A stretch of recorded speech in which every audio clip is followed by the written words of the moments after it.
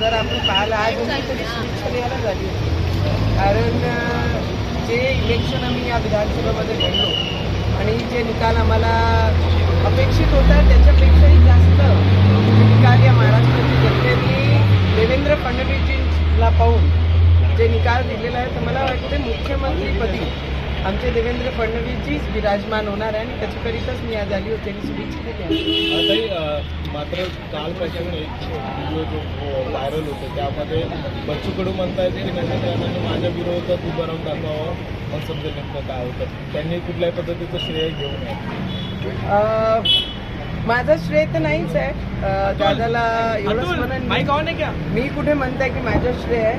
माझी जनतानी ते बदला घेतलेला आहे आणि जनतानी त्यांची जागा दाखवून दिलेली आहे. येणाऱ्या काळामध्ये सुद्धा ते आपण पाहू. पण दादा आता कसं वाटतंय, गोड गोड वाटतंय ना. त्यांनी असं म्हटलं की माझा पराभव करण्याची अवकाश तुमची नाही राणी दाम्पत्याची, असंही त्यांनी. हा, जनता जनार्दन ची अवकात काढणारे असे लोकांना जनता जनार्दन त्यांची अवकात दाखवून देते.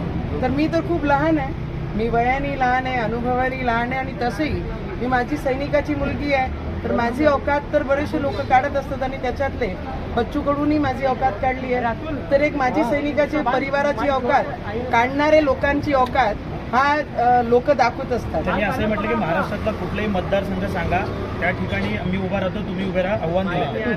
आपले स्वतःचे मतदारसंघात दिवे लावू शकले नाही तर दुसऱ्याच्या मतदारसंघात जाऊन काय दिवे लावतात. भाजपमध्ये नेहमीच धक्कातंत्र वापरलं जातं, यावेळी मुख्यमंत्री पदावरून काही धक्कातंत्र होईल असं वाटतं का? आम्ही देवेंद्र फडणवीसजींचे सैनिक आहे. आम्ही भारतीय जनता पार्टीचे कार्यकर्ता म्हणून जे गेल्या सॅक्रिफाईस देवेंद्र फडणवीसजींनी 2-2.5 वर्ष अगोदर केलेला आहे तो परत रिपीट होणार नाही आणि भारतीय जनता पार्टी हे आमचे देवेंद्र फडणवीसजींनाच मुख्यमंत्री करतील एवढा विश्वास आहे आणि मी आज शुभेच्छा द्यायला झाली. संजय राऊतांनी देवेंद्र फडणवीसांचं कौतुक केलेलं दिसते आजच्या बाईटमध्ये.